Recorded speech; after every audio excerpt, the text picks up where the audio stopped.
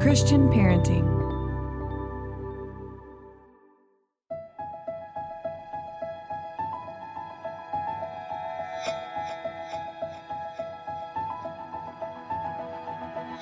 Welcome to the Living Wholehearted podcast. We are Jeff and Tara Matson, a husband and wife team who is shrinking the integrity gap in our own lives and helping others do the same. I'm a leadership and organizational development coach, and Tara is a licensed marriage and family therapist. We believe that if you have a following, you are a leader, and how you lead matters. Whether you are leading in the home, work, or community, we are bringing you biblical, clinical, and relational wisdom to help you in every relationship that matters most to you. None of us do this perfectly, but we are leaning into the reality of our humanity and profound wisdom of grace.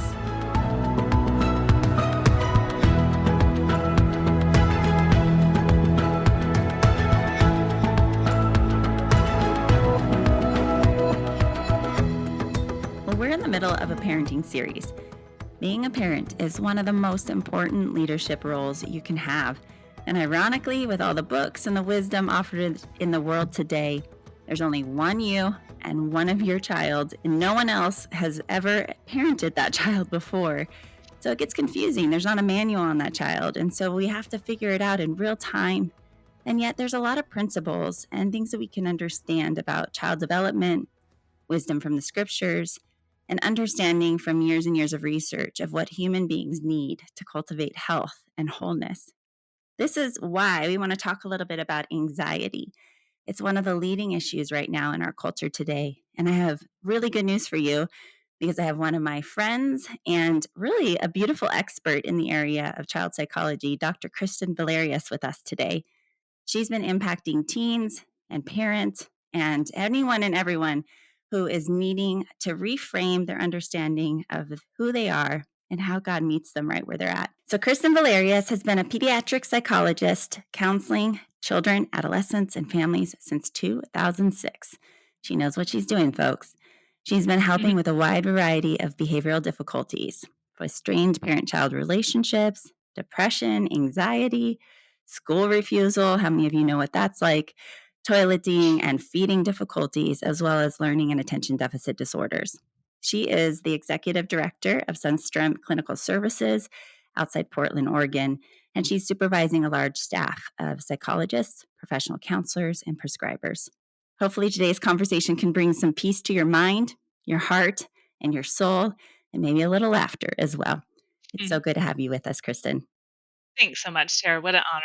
You are just doing great things, and I'm really happy to be a part of it. Well, I love it because we get to see each other when we've got our clinical hats off and we're just being moms and a part of our church community. So we serve together in lots of different ways. We were we're able to serve by speaking to our church a couple Sundays during a series on bringing peace in mind. And Kristin gave the most beautiful sermon in helping people understand what anxiety is. And I had to bring her on. I wanted you to hear the wisdom that she has been given so graciously and been working with parents and teens. We're going to hone in today a little bit around teens, Kristin, and we'll start there. But before we do, tell us a little bit about you and how you became a child psychologist. Most of the people in our field get into this field because of their own stories and wanting to kind of undo some of the things that we experienced, but not everybody. Talk about your journey. You know, my journey was I was one of those kind of quirky kids who just was always really fascinated by people and kind of trying to understand like how people ticked and our brains and bodies. My dad was a professor of neuropsychology. And when I was really little and would go to his office, you know, sometimes kids are like, I want to use the copier, Dad, or like you have cool things being in the business. Well, I really wanted to see his brain in the closet in a bucket of formaldehyde. He had like a real brain. And if I was good, he would take it out and let me see it. And that was so fascinating. And, you know, I think I felt such a strong conviction early on about how Christ was in the Bible and walking alongside people and trying to like help them feel understood in their stories, that deeply, you know, convicted me as a kid. So I just really enjoyed walking alongside people. I'm a kind of extroverted person that I just really love being around people. So I couldn't imagine a job where I was just sitting behind a desk or things like that, and did a lot of outreach like early on. Ridiculous things. In junior high, my friends would tease me that I had kind of a Lucy booth, Lucy from Peanuts Oh cartoons, yeah. hopefully Oh not as yeah. mean as she was. She was kinda mean. But, like, I would have kids kind of wanna talk about what was going on, and I'd stand and talk from one to another, and so I don't know, I just felt like it was kind of always wired in me, to really enjoy that deep connection of people's story and their experience. And then it was, how am I going to live that out professionally? Am I going to go into medicine? Am I going to be a lawyer advocate? And psychology really presented the best opportunity for me to just have the time and space to like really walk alongside people. So I don't know, I kind of fell into it naturally, but it wasn't necessarily from like my own trauma or my own experience. I would say it was more from my like curiosity and understanding of like what makes people tick, including myself and my own kids and all of that. So that's been sort of a through line of my whole life, I think. It sounds like you had people who were mirroring that back to you and helping you really recognize that that was part of God's Mm, design in you. mm. Um, or was this something you were such an introspective kid that you were noticing your own experience in the world? I like people. I'm inquisitive. I'm curious about relationships. Yeah. I mean, I think I had the fantastic like mentors and people who poured into me, and I always felt like really connected to a bunch of different adults. So for sure that's true. Our church community really kind of like wrapped me up, and I just felt like I had, 10 moms, and the good sense of that. And so yeah, I think people let me be who I was. I have ADHD, so I also was very much too big for my britches and had to kind of grow into this impulsivity and sense that like I can do that. Like why can't I? And had to help have people shape that into something that could be useful instead of bulldozy. And Mm, so I think I got a lot of grace to learn to love myself and love others along the way. And I don't know that I was really sheltered from hard stuff either. Like I was aware that people were going through hard stuff, and I wanted to kind of lean into that more. And yeah. so I think people gave me permission to, as a kid, like ask questions and be curious and not just have it be like, oh, you're a kid.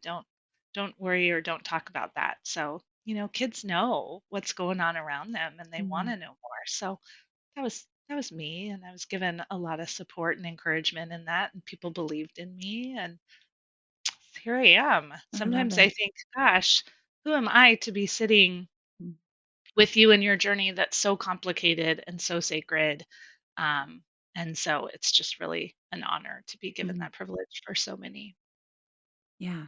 And the work that we get to do is so sacred, and we're on the front lines of really peeking behind those sacred parts of people's hearts and minds and their stories. What are you hearing, especially when you think about the teens in your office these days? What are some of the themes that you are hearing kids say today that you wish parents could hear and glean from? Hmm.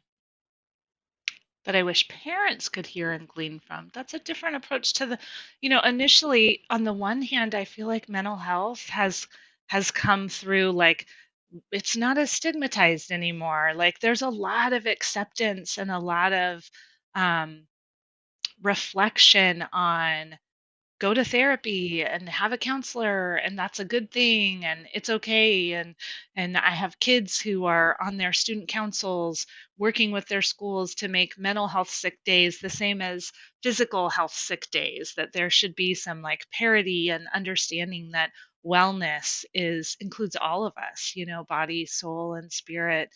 And so the willingness for our teens to acknowledge um, what they're going through in their interior world, I think is a shift maybe from when I was growing up or even earlier in my career.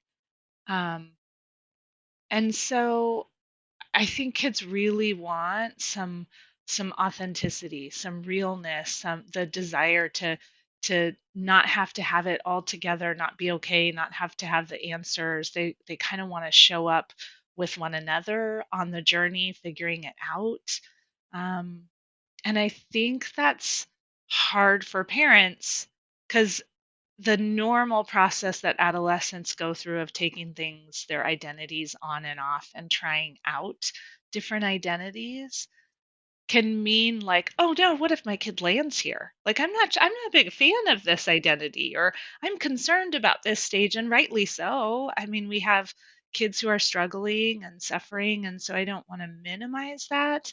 But especially post pandemic, I think I've been surprised where kids I was like as I watched their journey, I'm like, oh no, what's happening here?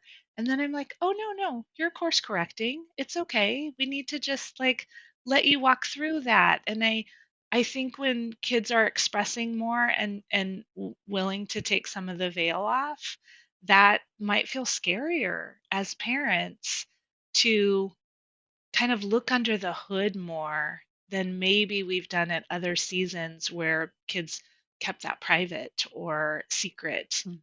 um, and so then we feel a little more out of control, like, what do we do? And we have to help them and we have to fix it. I think parents feel such tremendous pressure to make their kids feel fine. And that's not really our job. Um, I frequently find myself saying it's not our job to keep our kids from suffering. It's our job to help our kids know how to handle suffering. And I think especially moms feel like if they're suffering, I'm supposed to make it all better.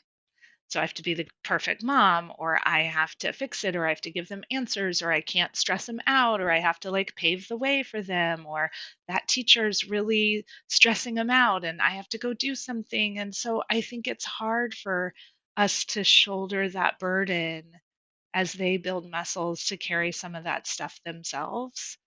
Um, and I don't know, equally, I think kids as the stigmas come off, there's also this weird rebound effect that all the kids want to have a diagnosis and a label, and they're self-diagnosing through Yeah. TikTok. And so sometimes there's also this move to say, oh, I have this disability or I'm impaired or, I have this diagnosis, so I can't do X, Y, and Z, but I don't know that I really want to fix it right now. I just want to, like, that identity gives me a sense of uniqueness or specialness. And so, um, helping our kids, it's like a balance because on the one hand, we can trust that it's okay for them to walk through a process and journey and not get too worried, but also we don't want them to camp there Mm. and just say that everything I am is anxious, or everything I am is depressed, or I have autism and I can't function. And I'm not trying to minimize those diagnoses, but that's been an interesting shift among adolescents as mental health is being talked about more over social media. It's how I've seen they that too. identify. Hmm. Yeah. How do you notice that showing up, Well, Tara? and I think there's some beauty in being able to educate yourself. I'm sure doctors feel Mm. this way too. People come in way too late because they've already gone down their own diagnosis and tried all their Right, right. treatments. Um, so there's some beauty in that, in being able to equip. But there's often I've seen just a lot of misdiagnosing, right, and not fully understanding that there's a set of symptoms, and all these diagnoses are looking at just a set of symptoms. And when we Yeah. get under the hood, to use your words, and the roots, um, that might not be exactly what this is about. Um, Mhm. there's biological versus circumstantial and environmental Totally. factors that are playing a role in. One example would be kid coming in saying they have ADHD. Well, Mhm. then we start to evaluate their digital life and realize that it's probably digitally induced ADD. And so when we Mhm. pull off of all the digital, they start to feel their bodies calm down. They can pay better attention. So it didn't it was good for us to assess for that, but changing some of the environmental factors would not affect somebody with a biological diagnosis of Right. ADHD, Right. and they would need medication. So there's just um, this dynamic that I hear you saying is parents to slow down a little bit and to say this is a process, particularly for teens. They're so hungry for identity. And so sometimes they're grabbing on to a particular form of that identity. And we've got to hold the long view with them and not Yeah. panic ourselves in this Right. moment in Right. time. Right. Um, yeah. So, And help them look at multiple aspects of that identity, right? My identity isn't all, you know, my school ability, or it's not all my diagnosis or my athletic ability, and to to really build kind of that robust foundation that you can begin to understand yourself in all different corners of the world. That's hard to do as a parent because um, their journey is to begin to differentiate and to look at that themselves and be less interested as a teenager in our influence. And so they don't always receive it well, but they still listen to it. They still are hearing it and feeling it. And so we want yeah. to keep at it. I think that's important to say to parents, that I often want to tell them that your kids are actually listening to you, even if they roll their eyes or slam the door or don't want to show up at dinner. However, it's looking in your home, they're still paying attention to how you're turning toward them, your own attitudes toward them, the words you're saying. It sticks. So I think that's really important reminder that we have to Yeah. regulate our own anxiety. We are going to talk about parent anxiety, and I do want to get there, but let's keep talking about these teens. When you have a teen showing up, and maybe they've self-diagnosed themselves with anxiety disorder, and they're coming in, and it's legit, and they're working through some real intensity of how their body's responding. What are some of the practical steps that you would take with a teenager? Maybe first define what is healthy anxiety and what Mm, is diagnosable, like our more mental health, what we would see as you need some help. Because yeah. parents will often just hand their kids off to us as professionals with any sort of anxiety. So sort that out a little bit for us, Kristen. So, anxiety is really such a beautiful function. I mean, it's so protective and it's so involved in motivation and goal directed behavior. So, we have this capacity to forecast in our mind 1,000 things that will happen. Kids play simulation games. Speaking of their digital world, not all, but those are really popular sim games. Well, that's our brain all the time, is running 1,000 sims. So, you and I kind of already imagined today how this conversation will go, and we simulated a few things. And that guess of our future outcome leads us to take certain action in the here and now. We prepared and we made sure we got here on time without anxiety and that function in our brain. We would lose access to so many of the best parts of ourselves that we become motivated to put into practice because of how we want the outcome to develop. The challenge is our brains are adapted um, to spend more time finding the negative outcomes. I talk about anxiety is related to our danger system. It's not exactly the same. And I think historically we've kind of talked about them like they're synonymous. So that danger system that would say, oh no, there's a predator lurking. I heard a growl. And if we hear a growl, we don't want to guess. If we were out in the wild jungle, we don't want to guess that that's a cute baby lion.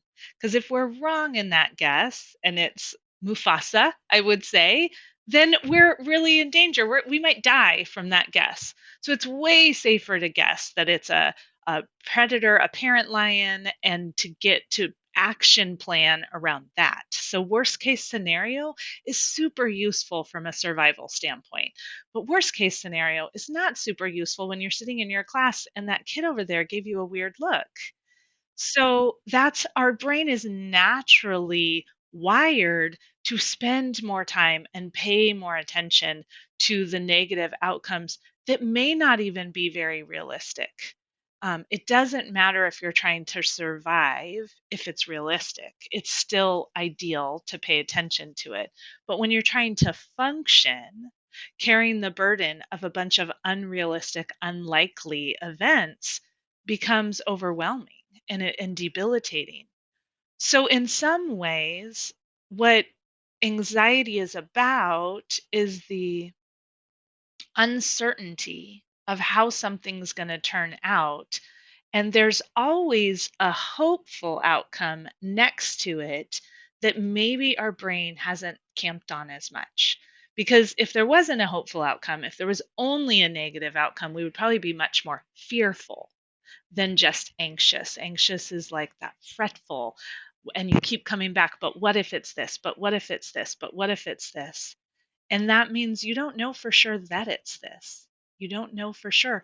So, what do you hope it will be? And if we spend more time thinking about what we hope for, then it has a different impact on our body. So, anxiety is so healthy for telling us what we care about, how we want something to go, what motivates us, what we're passionate about. But we have to work to use it as information and then shift it to something a little more functional and useful, or to be able to do something with it.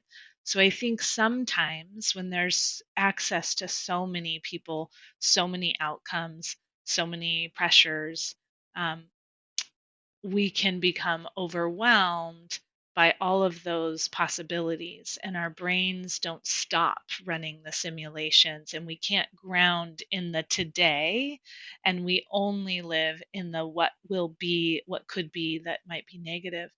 So the feeling of discomfort, that is what brings most people into the office. I hate how I'm feeling, may not be the biggest challenge, because that feeling alerts you to, hey, there's something going on that you care about. You really care about getting into college. You really care about having a strong friend group. And so that feeling can be useful, and you can listen to it, and you can develop some behaviors that help you integrate that feeling as information and warning signals and motivation. Now, when it becomes problematic and it's more of a diagnosis is when it starts impairing your normal daily functioning. So if now I care about something so much that I can't do some of my daily tasks that would bring me joy or that are important, I can't go to school, or I can't calm down, or I can't do social engagement anymore. So when it starts to get in the way, even so, it's not so much about how much distress you're experiencing, how uncomfortable it is, but how much is it keeping you from doing things that build a joyful life? Not even necessarily a happy life, but a rewarding and satisfying life. That's sort of a tipping point that we need to look at. Um, and I think a lot of the focus is on the emotional part and just making the uncomfortable emotions go away. And there's a risk to that. If we just want to feel, there's lots of things that just make emotions go away. I think the substances, there's a lot of other coping tools that are about quieting our emotions and making them go away. But learning to sit with them and listen to them and let those emotions teach us something valuable, and what does it mean? Why is it there? That can be a lot more productive. Yeah, it goes back to what you were saying earlier in wanting parents. Like, our job is to help our kids learn how to suffer well, to care and to find comfort in healthy ways, not to never have difficult emotions, not to never have difficult situations, to rescue them all the time from that, because that's not life. So you're just saying part of anxiety is it's an information giver. I'm going to go on a tangent real quick, and then we're going to come back. Yeah. But in our core values index, we use this assessment often in org teams, but we use it with marriage and with parenting. And I love to do this, particularly with teens, and parents because it helps us know what makes us most anxious based on our God-given wiring. Mm, Um, so, a higher banker who really cares about excellence and justice, their anxiety is going to go higher when things aren't exact and facts mm, and information aren't given. And so it cues us into who our child is and going, okay, their body starts to give them a warning sign and they need more information. Let's tell them more about where we're going for the week, give them the itinerary, let them do the research, right? Just more information helps that anxiety calm down. For builders, their anxiety rises when their goals get impeded. And so oftentimes parents have to learn how to let builders do it themselves. They're kinesthetic learners, but they get mm, anxious when they're mhm. impeded and they're being told they can't do something they know they can do. And Yeah. a merchant is all about relationship and really gets anxious when they feel like there's not harmony in their relationship. So you hear them talking about the friend dynamics and the people pleasing, more anxiety. And then you have the higher innovators who are wisdom kids who really come up with a lot of solutions and are the wise souls that everybody comes to. But sometimes they can hold too much and they're fearful of making foolish decisions or someone else might make a foolish decision. So we can kind of help even with seeing how God designed our kids and to Yeah. say anxiety helps us get to know them better and to lean in and Yeah. to teach and coach them because this will be an area for them for the rest of their life. Right. Um, and then those of us that have the biological bent towards anxiety, we have an extra dose that's running through our systems. But I love your reframe that it's information and you're helping us to sit with our emotions and not fear them and not react to them and not try to quiet them.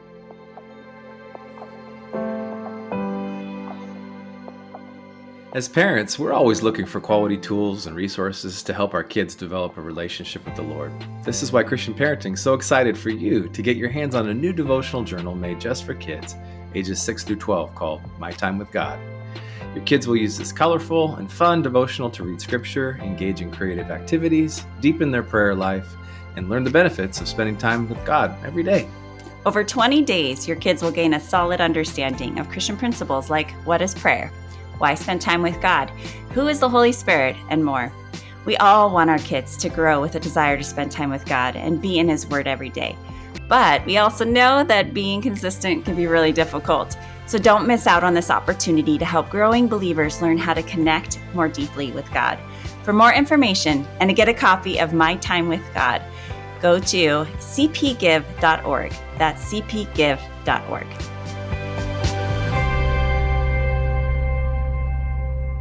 What would be some practical ways that parents could tune in to their kids' anxiety and maybe without coming and working with you or I, but they can be doing right here and now in their home? One thing you already said was helping reframe for a kid. This is what you care about when you're Mhm. anxious. This is what you care about. So you're helping mirror Yeah. that back for them, is what I heard you say. Yeah. I mean, certainly just like reflecting their emotional experience. You're feeling this, and that's so hard. I mean, one of the most very basic, essential tools, I think, is that validation. And validation is not necessarily, I fully get it, but it's about, I'm helping you feel that I heard you. And as parents, we really get into a trap of, okay, now what do we do? Yeah, I got it. And so what do you do? And we say, yeah, I understand. Okay, you want the cookie, but we're going to eat dinner and da da da da da, right? So we move on to the explanation and the guidance, and we're doing that so often that we forget how much we don't just sit with, gosh, it sounds like you're feeling this. That's really hard. You really want Just that that, cookie.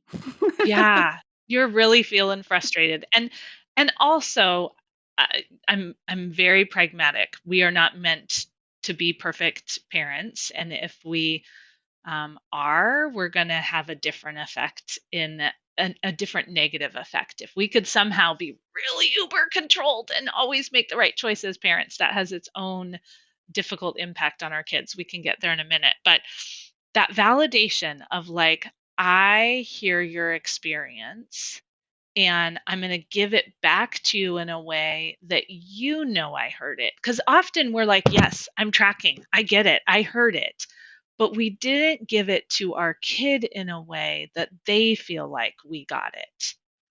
And that's where parents get tripped up. I did a workshop with parents on teens and tech in general, not just social media. And we were working on validation skills because it's really hard to talk through the complexities and the conflicts around tech when you're not relationally connecting. And so we practiced it, we talked about it, we role played. I sent them home. They were going to try to work on these skills, come back and talk about them. And so we did the first two steps are like it sounds like and reflecting back, and we wait until we get to, okay, can I tell you my information or how I'm feeling, or can we problem solve? My information and my feels and problem solving was step 3 and 4. And they came back and they each talked about them, and they were cracking up by the end because every single one of them had skipped step 1 and 2 and gone to immediately 3 and 4. And they started to, and as each of them shared their story, they started to be like, oh, wait, I didn't do this and this didn't, right? I didn't pause Question. and say, it sounds like you feel this, and really connect with those. So I think that's super important because I don't think we get to tools and do and try and here's how you walk through anxiety if kids don't feel heard, right? And there's a natural calming effect in our neurology when we feel heard, when our community, our herd, HERD, right? Our group is getting what we're going through, is understanding the threat that we have, that like that calms our system, so that is the first thing in dealing with an anxious kid, is to just have some space to like, gosh, it sounds like this is what you're feeling, am I getting it right? And allowing our kid to say, no, it's because da da da, or I don't know, or whatever. And so we get some feedback, and that's the first step. As our kids feel heard and validated, and they feel like we understand their experience, um, and we're checking, did I get it right? Yeah. Then we can maybe get to, well, here's how I'm feeling. If we need to deal with some conflict or some challenges that are creating because of your anxiety, you're coming to me at 11 o'clock at night needing help, and I'm spent, and right, that conversation goes better if they're heard. If we jump to that, it often becomes a power struggle, or you don't understand me, or all of that kind of stuff. And that you don't understand versus you don't agree, that comes out all the time in my office. My parents don't understand me. I think they understand you, but maybe you have a different opinion or different needs. So that can be worked out if you spend time with that. So what I'm hearing you say is, it sounds like you're feeling what I see you doing. It looks to me like, yes. Then we can get to working out our conflict in the anxiety, or, hey, have you tried? Like, so tell me here's how you're feeling. What is it that you care about most? Because when we anchor ourselves in our values and what we care about, well, I care about connecting to people, or I care about college and good grades, or I care, right? When we anchor to our values, that gives us a little wider perspective than that simulation our brain is running, that fearful experience. So anchoring to what do you value, and what do you hope will happen? Describe it to me, break it down. Help your brain shift from all those simulations of what could go wrong to spending effortful time, intentional time. Well, what do you want to happen? Let's envision that. Let's dream about that. Let's think about that. And it's tricky work because some kids will be like, yeah, but blah, blah, blah. Yep, I get it. That makes total sense. And let's go back to finish up. What do you hope will happen, and what would that look like, and what would that feel like? Um, those are two helpful steps. Very good. Do you want to go to the rest, or do you want to switch maybe to why those parents have to jump to third and fourth? Like, it's in us naturally. There's a lot of reasons why that is. Mm. But it takes effort for us parents to calm our own anxiety and our own wanting to solve the problem faster than what a teen is needing. Talk about that and maybe some tools for a parent. How do I regulate that myself? Mhm. I mean, I genuinely believe that is a really, really hard challenge. I often say I feel like God brought me to this career so I could have a lot of frequent training in parenting. As someone with ADHD, my emotions run quick and hot, and I would be tempted, I am tempted to be impulsive with my words or my reactivity with my kids and so your question is about how do parents take care of their own emotional space, but I will start with we have to be okay with our mess ups. Because again, as a parent myself, I'll sit in our own space of that those first two steps. Here's what I'm seeing. It sounds like it's this. Here's what I heard you say. Did I get that right? Right? Those first two steps. So let's do that with us moms before we get right away to solving it. And here's what you do, mom. You need to do X, Y, and Z.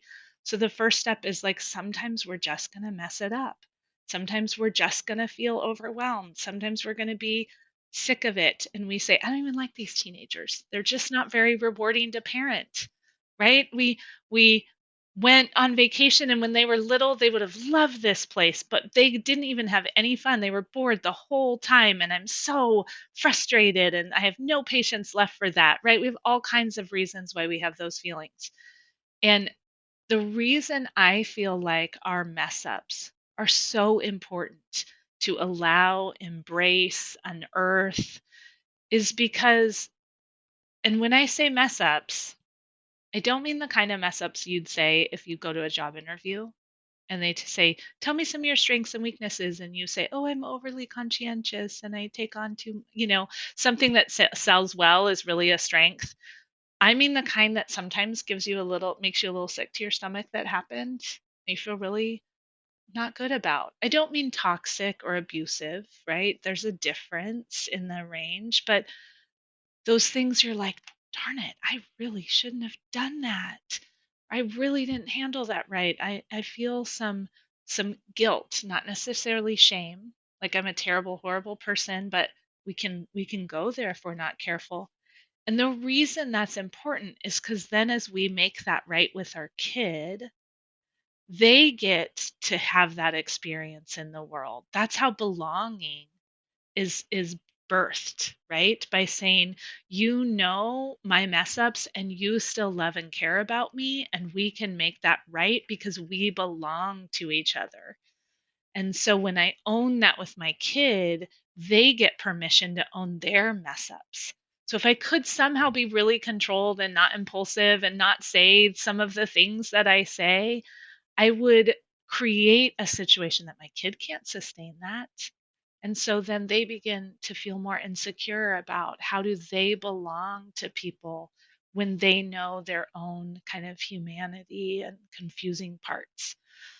So modeling those mess ups with some recognition and acceptance and the effort to make it right is a big piece of maybe we don't get it right in the moment, Tara.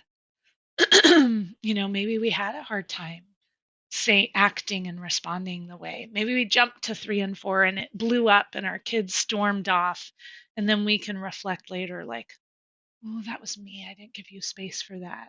Or I was having a different feeling myself that was working against listening to yours. But that I think comes from a recognition that we don't always have to do it right. There's so much pressure as moms, I think, to like get it right and be all for everyone.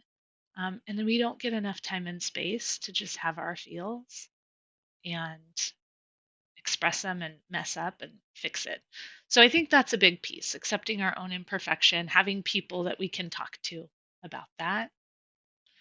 Um, but then I think creating space and time for self care, for checking in. Probably most of the advice that we would want to give to our kids in that step 3 and 4, here's what I'm thinking and what I need, here's what you could do. I bet a lot of that, if we turn it on ourselves, has a really useful impact on us too. If we're coaching our kid through their social anxiety and we think about how we feel when we're going into a group that we don't know very many people, I think what we want to give our kids, if we take a hot minute and give that back to ourselves, it's so useful. A lot of times we know some of the tools, but we're so busy giving it out to other people that I don't know that we always take time for ourselves to use those same things. Um, we can be more concrete about that, but I think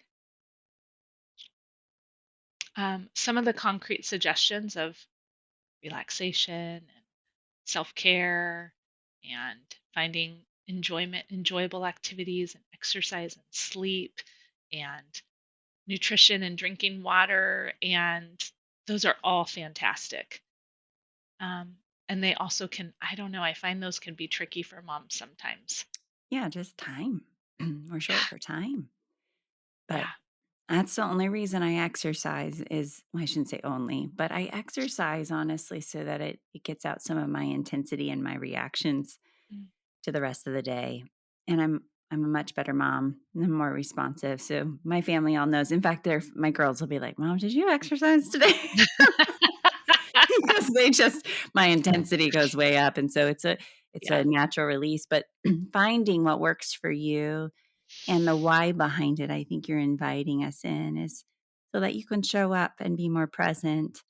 And then when you aren't and you mess up, the owning and the repair work is part of the modeling and the beautiful intimacy, attachment work, and the belonging Safety. and Yeah. helping our kids see what grace feels and looks like and is experiencing it, not just talking about it. Yeah. And we have to do it over and over and over. Unfortunately, none of us arrive. Um, Yeah. so I love that's where you start. And I think the voice of I've got to get it right um, every time causes way too much anxiety. So let's just drop that one. And some of the reason why that's where I start, Tara, is I know a lot of tools from my training. That doesn't mean I'm always able to pull them off. Right? And so that grace and acceptance and realizing the power of belonging and making things right. That is so powerful. And if you have that confidence, we can make this right. That's such a buffer to anxiety. Because anxiety is what if it doesn't go right? We've had lots of experiences where we can fix this. It's okay. Mess ups are all right. You don't have to do it perfect. It's just one time. That's really helpful to ground ourselves in. It's so So good. In my work with women particularly, but and with men, I've have many of them do timelines and try to look back and see the themes in their stories and maybe some of the bents of ungrieved places and trauma. But it's interesting to me, as I've sat with 40-year-olds, 50-year-olds, 60-year-olds, if there has been some sort of repair, even so a terribly unhealthy, toxic sure. parent who's come back around even years, decades later to do Mhm. repair, there's significant Such healing that power. happens. So when we're Yeah. doing that in the smaller ones, when we have a bad day or we're not as patient or we say something that's off the tongue and we repair it in real time, I go, man, that's good news, mom and dad. It's really good news. But Mhm. even if we have decades of a lot of heart and need to do repair, it's never too late. Right. Every child, no matter how old they are, long to hear that recognition Yeah. from a parent, and it goes deep. The Lord made us in such a way that there's just deep healing that happens when we repair with one another. Yeah. Okay, we're winding down, Miss Kristen. What is the last thing that if you had to tell everybody, this is the truth, the wisdom? You've given us Mhm. really gold nuggets here. But what do you want to leave parents with today as we close up, especially Well, around teens? yeah, I think that, I mean, one of probably my gold for that cuts across all diagnoses are some of those truths around accepting imperfection and seeing that as part of belonging, and about not feeling like you have to eliminate your kids' negative emotions and experiences. Those are so essential. But parenting teens can be so hard. It can really not feel rewarding as a stage. And so working hard to find and cherish the moments that are, and to use some of those, like, who is my kid? Your CVI index helps you conceptualize and break things down into ways that our brain can hold on to. But if you haven't gone through the CVI or some other tools like that, just jotting down what are the strengths and passions and things, so that you can find moments of joy and connection, because they're not always easy. Our kids don't always give us those moments as often as teenagers, and I think we grieve that connection. I hear that so often in my office, um, and I think the kids grieve it too, but they need to do this. They need to do this stage, and so they're not going to say that as often, but they tell me about it. They tell me that they're sad that they're not feeling as close, but then they're not going to give you a chance. So cherish the moments of good connection. Cherish the moments of where you see your kids' light turn on and their joyful hope. Enter into things that are their interests and passions, even if it's not yours. Sometimes I have moms playing video games that they're terrible at with their son because that's the best way to like enter his world. Um, but also do that within the context of making space for yourself. Because if you're just pouring out to everyone else, there's not a lot to give, to draw on. And then we're more likely to need our kids to make us feel good and whole and restored. Um, and I sit with parents who it's really hard to find the space and the time for themselves and their own needs. That's a hard fought journey for a lot of parents. And so keep up that good fight for yourself and hold on to the moments of joy and connection. And if you're feeling like it's a hard slog, it is, but it's not forever. And you can push through. Things are going to change. Trust their journey and process too. Um, I don't know. Those are some of the truths I wish I could hold with people. And often I get the luxury of saying, "Gosh, if we knew then where you are now," in a good way. Most often, if that younger self, if we could say, "Wait, here's where your kid's going to wind up. Here's how it's going to go as a mom." There is a story, an arc to your story that you can trust and rest in. And That's good. yeah. Yeah. And remembering that grace sees the long view. God sees that with us. Man, if Mhm. everything was judged based on the moment in time, Mhm. but to see Not the true. arc of our stories and to believe that our children are on a journey and that there's not this arrival place, to give ourselves Mhm. that permission to be human, models that for Mhm. them, prepares them for the good and the hard of life, and not to have to white knuckle their way through life. So, Right. such good wisdom today. Thank you for your time, Kristen. And Thank you if for somebody having wanted to me. connect with you or learn about more of your guys' services, where can they find you? And we'll put that in the show notes. Yeah, sunstromclinic.com is our website, and it has all the phone numbers and, ways to connect with us. We have a staff of about 18, so I'm not the only person here to connect with. We have like wonderful providers, many who are deeply faith-filled, and so there's lots of choices of people that you can walk in your journey with. So that's the best way. Love it. Well, we're so grateful that you are being intentional to grow and learn. Share this with someone. Leave a review. Their parents need encouragement right now.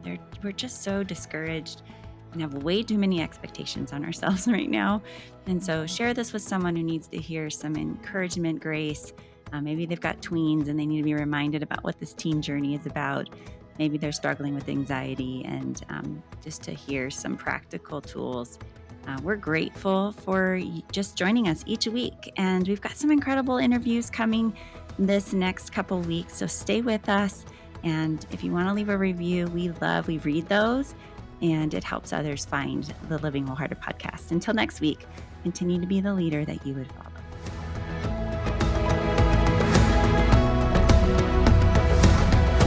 This podcast is powered by Living Wholehearted, Courageous Girls, and the Christian Parenting Podcast Network. Thank you for joining us in this critical movement of shrinking our integrity gaps between what we preach and live.